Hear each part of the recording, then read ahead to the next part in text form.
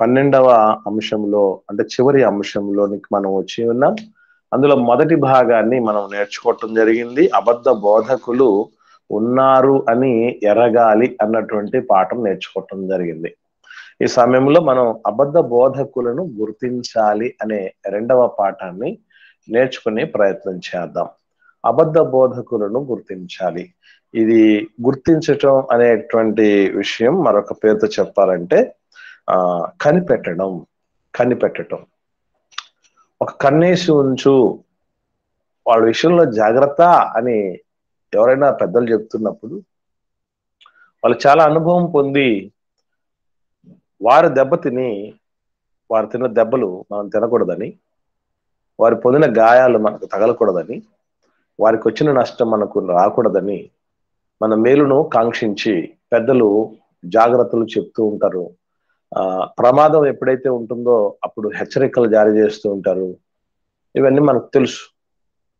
దేవుడు జాగ్రత్తలు దేవుని పిల్లలకు ఒక బాధ్యత కలిగిన శ్రేష్ఠుడైన, యోగ్యుడైన, పరిపూర్ణుడైన తండ్రిగా ఉంటూ ఈ లోకంలో ఈ జీవిత యాత్రలో మనం ఉండగా ఏ ఒడిదుడుకులు ఎదుర్కోవటానికి మనకు అవకాశం ఉందో, ఎటువంటి ప్రమాదాలు ముందు పొంచి ఉన్నాయో అన్నీ కూడా కూలంకషంగా దేవుడు చెప్పగలడు. అట్టి సమర్థుడు ఆయన. కనుక ఈ సమయంలో అబద్ధ బోధకులను గుర్తించడానికి సంబంధించి మనం ఎలా ఉండాలో, ఏంటో, వీళ్ళు ఏం చేస్తారు అన్నటువంటి విషయాన్ని ఆలోచన చేస్తూ మనం ముందుకు సాగగలిగితే అపోస్తలుడైన పౌలు గారు రోమీలకు రాసిన పత్రిక 16వ అధ్యాయము 17-18 వచనాలను జాగ్రత్తగా మనం పరిశీలన చేయగలిగితే, ఒకరు చదవండి. రోమీలకు రాసిన పత్రిక 16వ అధ్యాయము 17-18 వచనాలను మనం జాగ్రత్తగా పరిశీలన చేస్తూ ముందుకు సాగదాం. త్వరగా ఒకరు చదవండి. మీరు నేర్చుకొనిన బోధకు వ్యతిరేకముగా భేదములను ఆటంకములను కలగజేయు వారిని కనిపెట్టియుండుడని మిమ్మును బతిమాలు కొనుచున్నాను. వారిలో నుండి తొలగిపోవుడి.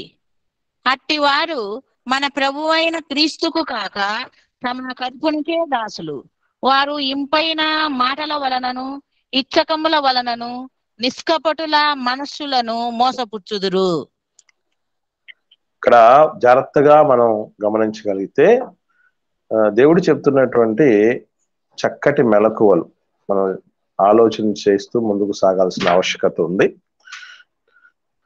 సహోదరులారా, మీరు నేర్చుకున్న బోధ అన్నాడు. ఇక్కడ మీరు నేర్చుకున్న బోధ అంటే మరి ఏ బోధ అది అంటే అది అపోస్తలుల బోధ. దేవుడు అనాదిగా సంకల్పించిన బోధ, దేవుడు ముద్ర వేసిన బోధ, దేవుడు ఫాలో అవ్వమన్న బోధ, క్రీస్తు అప్పగించిన బోధ అనేటటువంటి విషయం మనం గమనించాలి, గుర్తించాలి. మీరు నేర్చుకొనిన బోధ అనేది దానికి వ్యతిరేకంగా భేదాలను ఆటంకాలను కలగజేసేవారు ఉన్నారట. అట్లాంటి వాళ్ళని మనం ఏం చేయాలని చెప్తున్నారంటే కనిపెట్టి ఉండండి అని మిమ్మల్ని బతిమాలు కొనుచున్నాను, వారిలో నుండి తొలగిపోండి. మరి ఈ భేదాలు ఆటంకాలు బోధకు గుర్తుపెట్టుకోండి, ఏది సరైనటువంటి జీవన విధానము, ఏది సరైనటువంటి పంథ, దేనిని అనుసరించి మనం పోవాలి. ఇప్పటికే చాలా మందికి ఒక డైలమా వచ్చింది. ఆ సేవకుడు అలా చెప్తున్నాడు, ఈ సేవకుడు ఇలా చెప్తున్నాడు, ఆ సేవకుడు చెప్తున్న మాటకి ఈ సేవకుడు చెప్తున్న మాటకి సంబంధమే లేదు, సామ్యమే లేదు, ఇద్దరు ఒక రెండు రకాలుగా చెప్తూ ఉంటున్నారు, ఎట్టుపోవాలో మాకేం పాలుపోవట్లేదు అని మాట్లాడేవాళ్ళు చాలా మందిని మనం చూస్తూ ఉంటాం. ఈ సేవకుడిని ఆ సేవకుడిని ఫాలో అవ్వమని దేవుడు ఎప్పుడు చెప్పలేదు. బోధ అనేది అపోస్తలుల బోధతో ప్రామాణికం చేయగలగాలి, తులతూగేటట్లు చూడగలగాలి. అది విశ్వాసి సాధారణమైన వాడు కాదు. చాలా అంటే సేవకుల యొక్క బోధను సైతం పరీక్షించి ఏది యోగ్యమైందో, ఏది మాన్యమైందో, ఏవి రమ్యమైనవో, ఏవి ప్రీతికరమైనవో, ఏవి శ్రేష్టమైనవో అన్ని కూడా పరీక్షించి వాటి మీద ధ్యానం ఉంచాలి అంటాడు దేవుడు. అంటే అంత సులభమైనటువంటి పాత్ర కాదు విశ్వాసులది, జాగ్రత్త వహించాలి మనం. అటువంటి వాళ్ళని కనిపెట్టాలట. అంటే మన మధ్యకు దేవుని ప్రతినిధులుగా ఎవరైతే వస్తూ ఉంటున్నారో, మేము కూడా ప్రభువు యొక్క ప్రతినిధులమే, మేము కూడా ప్రభువు యొక్క పాద సన్నిధిలో ఉన్నటువంటి వారమే, ప్రభువు నేర్పించినటువంటి విషయాలను మేము నేర్పిస్తాము, మేము నడిపిస్తాం మిమ్మల్ని, నాయకులం మేము అభిషేకం పొందిన వాళ్ళమే, మేము ప్రత్యేకంగా మంచిగా చక్కగా ట్రైనప్ పొందిన వారమే, చాలా మాకు వరాలు ఉన్నాయి అని రకరకాలైనటువంటి పరిస్థితులతో మాటలు మనతో ఇచ్చకపు మాటలు చెప్పి మన మధ్యకు రావటానికి ఎన్నో అవకాశాలు ఉన్నాయట. ఓకే, సో ఇటువంటి పరిస్థితులు ఉన్నప్పుడు పౌలు గారు మాట్లాడుతూ ఏమంటున్నాయంటే బతిమలాడుకుంటున్నట్ట, వాళ్ళలో నుంచి తొలగిపోని అనుకుంటున్నారు. ఎందుకనంటే 18వ వచనంలో అన్నమాట, అట్టివారు మన ప్రభువైన క్రీస్తుకు కాక తన కడుపునకే దాసులు, వారు ఇంపైన మాటల వలనను ఇచ్చకపు మాటల వలనను నిష్కపటుల మనసులు మోసపుస్తారు. ఎవరైనా సరే గుర్తుపెట్టుకోండి, ఈ అబద్ధ బోధకుల సరైన బోధకుల అంటే మన కడుపులు కొట్టి వాళ్ళ కడుపులు నింపుకోవాలి అనేటటువంటి ఆలోచనతో ఎవరైతే సాగుతారో, ఎప్పుడు చూసినా ఎదుటి వారి దగ్గర ఉన్నటువంటి ఆ సంపదను, డబ్బును, వాళ్ళకున్నటువంటి వాళ్ళ జేబులో ఉన్న దాన్ని తన జేబులకు తెచ్చుకోవాలని విశ్వ ప్రయత్నాలు చేస్తాడు. ఈ మధ్యకాలంలో స్కాములు చేసేవాళ్ళు ఎంతో మంది దైవజనులు ఉన్నారు. ఏమని యవన పాలి భాగస్తుల పథకం అట, ఏమండి ఉద్యోగస్తుల పథకం అట, యవన స్త్రీల పథకం అట, అన్ని పథకాలే వచ్చేసాయి ఈరోజు. ఈ పథకాలన్నిటి వెనుక ఉన్నటువంటి మూలం ఏంటయ్యా అంటే, దాని వెనుక ఉన్నటువంటి ఆ మోటో ఏంటి, ఆ లక్ష్యం ఏంటి అని అంటే, మన డబ్బులు కొల్లగొట్టుకోవటమే. అండగానే నిఖార్సైన నిజమైన శ్రేష్టమైన దేవుడు వెన్నంటి ఉండి నడిపిస్తున్న అపోస్తలు పోలినటువంటి జీవన విధానము, వాళ్ళు కలిగి ఉన్నటువంటి బోధనా విధానము కలిగినటువంటి వ్యక్తులకు మనం ఖచ్చితంగా ఎవరు అడిగినా అడగకపోయినా 100% మనం మన సంపాదనలో నుంచి ఇవ్వాలి, తప్పులేదు అందులో. కానీ ఏ సేవకుడు సరైన వాడు, ఎట్లాంటి సేవ, ఎలాంటి బోధ మంచి బోధ కూడా కాదా, దేవుడు కోరినటువంటి యోగ్యుడైనటువంటి బోధ కూడా కాదని ఎలా తెలుసుకోవాలంటే, అదిగో వాళ్ళు కడుపే ముఖ్యంగా చూసుకుంటారట. వాళ్ళ కడుపు నిండితే చాలు అన్నటువంటి ఆలోచనతో ఉండేటటువంటి వాళ్ళు ఉన్నారా గమనించండి. ఈరోజు చిత్రంగా ఎట్లాంటి వాళ్ళు దాపురించారంటే, గొర్రె కషాయాన్ని నమ్ముతుంది అని అంటారుగా, అట్లాగా ఈ కషాయాలనే ఈ కడుపునకు దాసులైనటువంటి వారిని అనేక మంది లోకంలో నమ్ముకుంటూ పోతున్నారు. ఒకసారి ఏం జరిగిందంటే, ఒక ఇన్సిడెంట్ జరిగిందండి, ఇది లైవ్ ఇన్సిడెంట్. అది ఒక ఎంప్లాయ్ రిటైర్ అయినటువంటి పైసలు వచ్చాయి. ఆ వచ్చినటువంటి పైసల్లో దశంభాగం ఆమె పక్కకు తీసింది. ఆ టైంలోనే వాళ్ళ పాస్టర్ గారు ఇంటికి వచ్చారు. ఇంటికి రాగానే రండి పాస్టర్ గారు సరైన సమయానికి వచ్చారు, ప్రార్థన చేయండి అని మాట్లాడింది. ఏమని ప్రార్థన చేయమంటారంటే, ఇదిగో పలానా అయ్యగారికి ఇదిగో మా రిటైర్మెంట్ అమౌంట్ లో నుంచి దశంభాగం పంపబోతున్నాం, మీరు ప్రార్థన చేయండి అని చెప్పిందట. ఆయన షాక్ అయిపోయాడు. కళ్ళ ముందు ఎన్నో ఏ కష్టానికైనా, ఏ ఇరుకుకైనా, ఏ ఇబ్బందికైనా అందుబాటులో ఉండి నిత్యము వాళ్ళ కోసం ప్రాకులాడుతూ ఏదో ఒక రూపైనా వాళ్ళందరినీ దేవుడి వైపు తిప్పాలి, దేవుళ్ళలో పెంచాలి, పరిపూర్ణంగా చెయ్యాలి, క్రీస్తు యేసు ఎదుట నిలబెట్టగలిగే సమయానికి వాళ్ళు తల ఎత్తుకునేటట్టు చేయాలని ఎన్నో రీతులుగా కుటుంబము తను సమిధులైపోతున్నటువంటి మంచి సేవకుడైన, అటువంటి సేవకుడు దగ్గరికి రిటైర్ అయినటువంటి విశ్వాసి వచ్చి ప్రార్థన చేయండి పలానా అయ్యగారికి పంపుతాం అంటున్నారు. ఏం చేయాలి ఇప్పుడు? వాళ్ళ పని బాగుందిగా, ఏమండి? ఎంత చిత్రమైనటువంటి పరిస్థితులు, సన్నివేశాలండి. నేను కళ్ళారా చూశాను. కన్వీనర్స్ ఎన్నో కష్టాలు నష్టాలకు ఓర్చి కార్యక్రమాలు ఏర్పాటు చేస్తారు. అక్కడికి వచ్చిన దైవజనుడికి ఆ సంఘ సభ్యుడు ₹1000 ముట్ట చెప్పి ప్రార్థన చేయించుకుంటాడు. ఇక్కడ స్థానికంగా జరిగే పరిచర్యకు మాత్రం ఏ పైసా ఇవ్వడు. అంటే దీన్ని ఏమనాలి అసలు? కాబట్టి ఇటువంటి పరిస్థితులు ఎప్పుడు మనకు రాకూడదు, గుర్తుంచుకోండి. సంఘం సహవాసం దేవుడు మనకిచ్చినటువంటి ఆత్మీయమైన ఇల్లు, కుటుంబం. ఈ కుటుంబాన్ని మనం ఇంట గెలవాలిగా, ఇంట గెలిచి రచ్చ గెలవాలిగా. ఎన్ని పనులు ఉన్నాయి, ఎన్ని ప్రయాసాలు ఉన్నాయి, ఎంత టార్గెట్స్ ఉన్నాయి, కళ్ళారా వచ్చి చూసిన వాళ్ళకి అర్థం అవుద్ది. ఏమండి? కనుక అట్లాంటి పరిస్థితి వద్దు. మన వాళ్ళకి వచ్చినటువంటి ఒక పెద్ద సమస్య ఏంటంటే, అయితే గీతే ఎవరిని పడితే వాళ్ళు నమ్మి మోసపోతారు, అంతా ఇచ్చేసుకొని. లేదంటే ఎవరిని నమ్మరు. అందరూ దొంగలే అంటారు. ఏమండి? అందరూ దొంగలే. దొంగలందరూ ఈ ప్రపంచంలో ఒకటి గుర్తుపెట్టుకోండి ఎప్పుడైనా. అందరూ దొంగలే ఉన్నా యేసుప్రభు రాకడ జరిగిపోతుంది. అందరూ నీతిమంతులే ఉన్నా యేసుప్రభు రాకడ వచ్చేస్తుంది. అది రావట్లేదంటే అర్థం ఏంటంటే, ఇంకా ఉన్నారు దొంగలు. పూర్తిగా దొంగల భయం కాలేదు, ఇంకా పూర్తిగా నీతిమంతులు ఈ భూమి మీద లేరు అని అర్థం. కాక ప్రిల్లరా, జాగ్రత్త పడదాం. వాళ్ళు అట్లాంటి వాళ్ళు గుర్తించాలి. ఎటుబడితే అటు ఏదో మనం వచ్చాము, పోయాము, ఉంటున్నాము, ప్రేయర్ చేసుకుంటున్నాగా, సంఘానికి వస్తున్నాగా, ఆన్లైన్స్కి వస్తున్నాగా అని అనుకుని మనం ఇట్లాంటి వాటి విషయంలో నిర్లిప్తంగా ఉండగలిగితే తగిన మూల్యం చెల్లించుకోగలం. దొంగలకి అమాయకులు దొరికితే ఏం చేస్తారంటే, ఇక పూర్తిగా వాళ్ళ బానిసలుగా చేసుకోవటానికి వాళ్ళని ఏదో ఒక రూపేణ ఇదిగో ఆ భయం పెట్టి, ఈ భయం పెట్టి.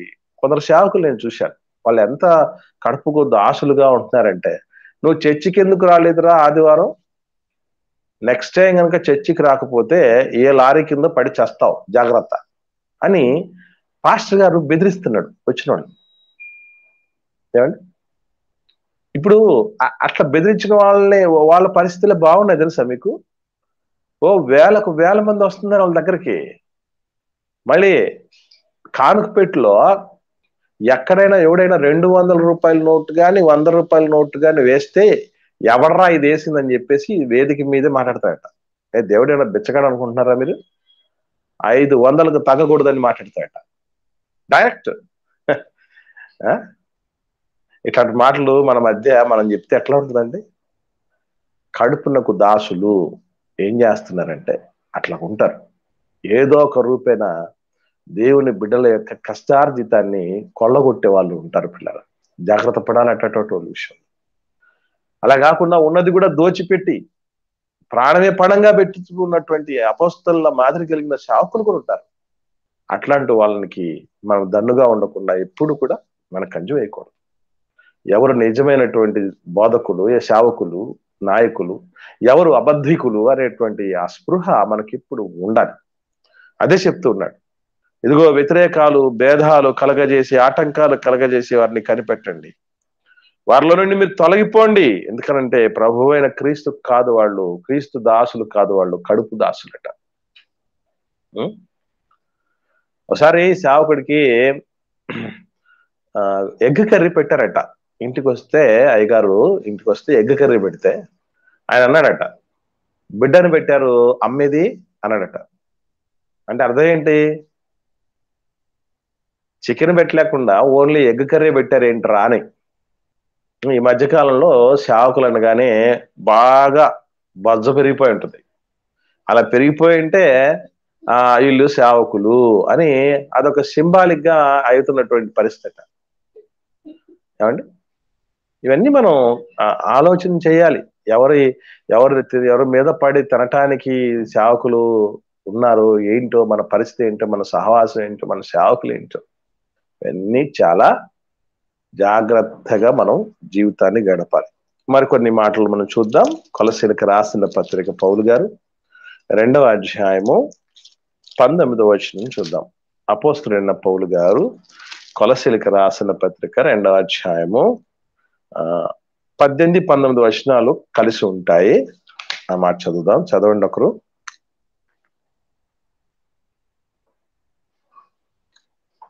త్వరగా.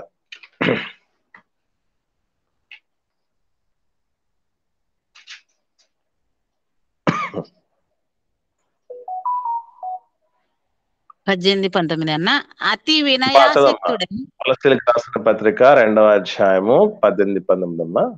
అతి వినయాసక్తుడై దేవదూతారాధన యందు ఇచ్చ కలిగి తాను చూచిన వాటిని గూర్చి గొప్పగా చెప్పుకొనుచు తన శరీర సంబంధమైన మనస్సు వలన ఊరక ఉప్పొంగుచు శిరస్సును హత్తుకొనని వాడెవడును మీ బహుమానమును అపహరింపనీయకుడి. ఆ శిరస్సు మూలముగా సర్వ శరీరము కీళ్ల చేతను నరముల చేతను పోషింపబడి అతుకబడినదై దేవుని వలన కలుగు వృద్ధితో అభివృద్ధి పొందుచున్నది. చాలమ్మా. ఇక్కడ బాగా జాగ్రత్తగా గమనించగలిగితే శిరస్సును హత్తుకొనని వాడు ఏం చేస్తాడట? శిరస్సును హత్తుకొనని వాడు అంటే అర్థం ఏంటండి? శిరస్సును హత్తుకొనని వాడు అంటే అర్థం ఏంటంటే, ఒకసారి మొదటి అధ్యాయం చూద్దాం. మొదటి అధ్యాయము 18వ వచనం చూద్దాం. శిరస్సు అంటే ఏంటో అక్కడ ఉంది చూడండి. సంఘము అను శరీరమునకు ఆయనే శిరస్సు. అది అంటే క్రీస్తు శిరస్సు అనే విషయం మనం మరవకూడదు. శిరస్సును హత్తుకొనని వాడు అంటే క్రీస్తును హత్తుకొనని వాడు. మరి క్రీస్తును హత్తుకోవటం అంటే ఏంటి అర్థం? ఏమండి? క్రీస్తును హత్తుకోవటం అంటే సంఘమున సహవాసమునకు దగ్గరగా ఉండడం. ఓకే అమ్మా. ఇంకా క్రీస్తును హత్తుకోవటం మాదిరిగా కలిగి ఉండడం. అది క్రీస్తు ఏదైతే మనకు ఆజ్ఞాపించాడు, క్రీస్తు ఏదైతే అనుసరించమన్నాడో వాటిని మనం ఫాలో అయిపోవటమే క్రీస్తును హత్తుకోవటం అని అర్థం. ఈరోజు అమ్మా నాన్నల్ని అలా హత్తుకొని ఉంటారు చూసారా బిడ్డలు, దాని అర్థం ఏంటి అంటే మమ్మీ డాడీ మీరే మాకు కావాలి. అది ఒక పెద్ద గ్రేట్ అఫెక్షన్ కు సూచన హత్తుకోవటం అని అంటే అలాంటి ప్రేమ కలిగి ఉండటం అంటే ప్రేమ అంటే మాట వినటమే ప్రేమ. ఏమండి? విధేయత అంటే మాట వినటమే. అలా విధేయత కలిగి మేము ఎప్పుడు మీతోనే ఉంటాం అన్నటువంటి రీతిగా వాళ్ళు హత్తుకుంటూ ఉంటారు. కనుక క్రీస్తును హత్తుకోవటం అంటే క్రీస్తు కోరినట్టుగా జీవితాన్ని కలిగి ఉండటం, బోధలు చేయటం.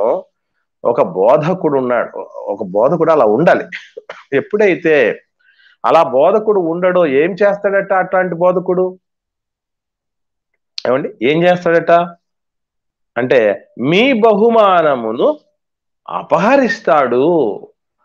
ఈ భూమి మీద ఉన్నటువంటి దైవాశీర్వాదాలని దానికి దూరం చేస్తాడు. ఎందుకంటే వాడు చెడిపోయిన వాడు వచ్చి చెడిపేస్తాడు.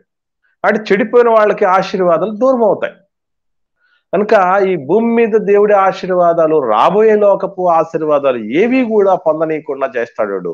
అందుకే శిరస్సును హత్తుకున్న బోధకుడైనా కాదా, సేవకుడైనా కాదా, నాయకుడైనా కాదా అని ఎప్పుడు కూడా నాయకులను ఒక కన్నేసి జాగ్రత్త పడి కనిపెట్టి ఉండాలి, గుర్తించగలగాలి. గుర్తుంచుకోండి. కనుక ఈ శిరస్సును హత్తుకోవటం అంటే క్రీస్తును హత్తుకోవటం.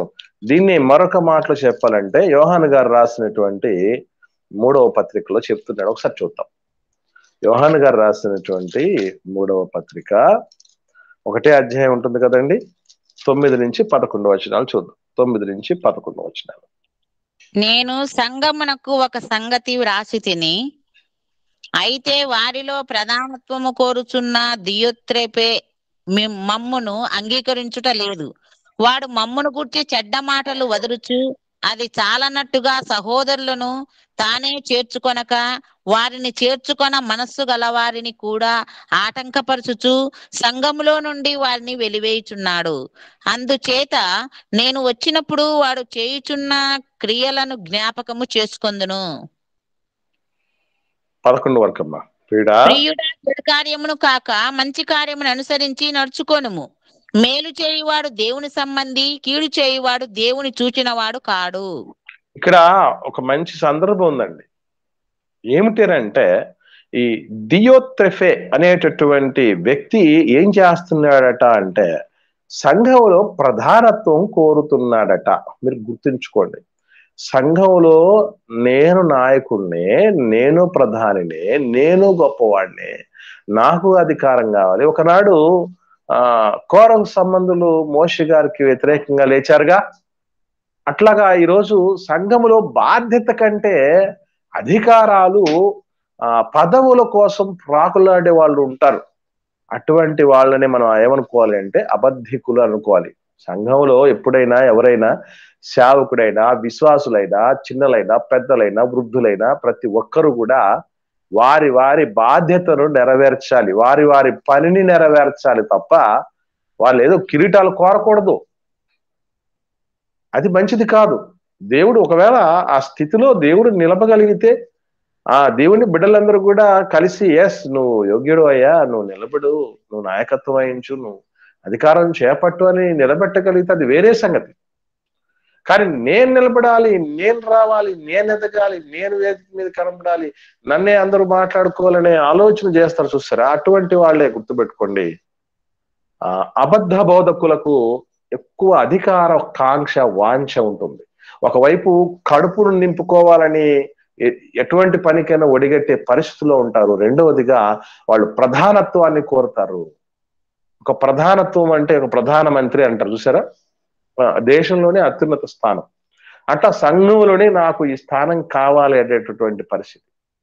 సంఘ నాయకుడు ఎట్లా ఉండాలంటే తండ్రిలా అంటాడు, బోధకుడు తండ్రిలా అంటాడు. తండ్రి ఎప్పుడు కూడా అధికారం చెల్లాయించాలనే ఆలోచన చేయడం ఎప్పుడు బిడ్డల కోసం, వారి కోసం ఎప్పుడు కూడా త్యాగమైపోవడానికి సిద్ధపడతాడు, ప్రాణార్పణ అయిపోవటానికి సిద్ధపడతాడు, సంతోషంగా వ్యయమైపోతాడు, ఖర్చు అయిపోతాడు, ఖర్చు చేస్తాడు. అది మంచి బోధకుడి లక్షణం. అంతేగాని ఏమీ చేయకపోగా, ఏ త్యాగము చేయకపోగా, ఏ బాధ్యత లేకపోగా, ఏమీ ఇవ్వకపోగా నేను ప్రధానత్వం కోరుకుంటున్నాను, నాకు అది కావాలనే పరిస్థితి ఏమాత్రం మంచిది కాదు. అంటే సేవకుడిలో ఎటువంటి గుణగణాలు ఉన్నాయి? కడుపుకు దాసుడుగా ఉంటున్నాడా, అధికారం కోసం ఉవ్విళ్ళూరుతున్నాడా, ఏంటి పరిస్థితి అనేది మనం గమనించి పసిగట్టి కనిపెట్టగలగాలి, గుర్తించగలగాలి పెట్టాలి. లేని పక్షాన ఎదుగు చెడిపోయిన వాడు గుడ్డివాడికి త్రోవ చూస్తే ఇద్దరు గొంతులో పెడతారు. కాబట్టి ఇద్దరికి ప్రమాదమేది. నేను ఇంతకుముందు చెప్పాను, సేవకుడు టచ్ అంటున్నాడంటే మరి ఆడి కింద ఉండి తర్వాత ఎదిగేటువంటి వాళ్ళు ఏమంటారు? టచ్ అనుకుని ఏమంటారంటే ఇంకా. కాబట్టి అది చాలా జాగ్రత్త పడాలి మనం.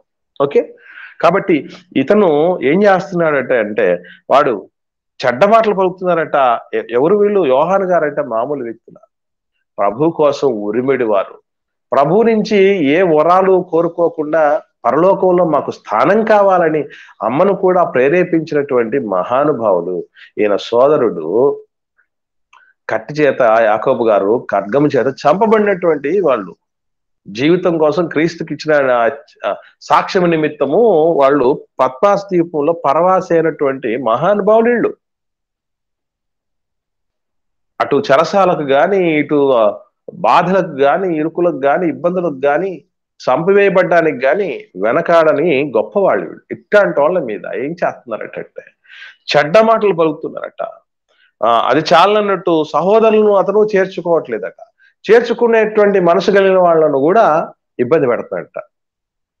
చూసారు అబద్ధ బోధకులు ఈరోజు. అదే సంఘంలో ఆ పులిసిన పిండి లాంటి ఎవరన్నా ఉన్నారంటే అంతా పులిసిపోతుంది. అందుకే దాన్ని తీసేయండి అంటాడు, తీసి పడేయండి అంటాడు. తీసి పడేయాలంటే ఎక్కడుందో పులిసిన పిండి మనకి ఎట్లా తెలియాలి? అది పసిగట్టగలగాలి మనం. కాబట్టి పిల్లరా మనం ఎట్లా ఉండాలంటే చెడు కార్యాలు కాక మంచి కార్యమును అనుసరించి నడుచుకోవాలి. ఇటువంటి వాడి దేవుడి సంబంధి, ఇటువంటి వాడి దేవుడు కోరినటువంటి కాపరి, నాయకుడు, బోధకుడు అనేది మర్చిపోకూడదు. ఎప్పుడు కూడా ఎదుటి వారికి మేలు చేయటానికి సిద్ధపడుతూ ఉండగలగాలి. ఇందుకోసం దేనికైనా త్యాగం చేయటానికి నాయకుడు సిద్ధంగా ఉండాలి. అదే చక్కటి లక్షణాలు కలిగినటువంటి బోధకుడి లక్షణం. అటువంటి లక్షణాలు లేకుండా కేవలం తన కడుపు నింపుకోవాలని, తన జేబు నింపుకోవాలని, తను అధికారం చలాయించాలని. ఎందుకంటే చాలా మంది బోధకులు ఎట్లా ఉంటారనేది ఇంకా రాను రాను చాలా మంచి విషయాలు ఉన్నాయి. వాటిని మనం చక్కగా నేర్చుకుంటూ ముందుకు సాగుదాం. ఇది ప్రస్తుతానికి అబద్ధ బోధకులను గుర్తించాలి లేదా కనిపెట్టాలి అనేటటువంటి పాఠం. తర్వాత మనం 3వ అంశాన్ని కూడా నేర్చుకుందాం. ఈ అంశం విషయమై ఎవరికైనా ఏమైనా సందేహాలు ఉంటే దయచేసి అడగండి.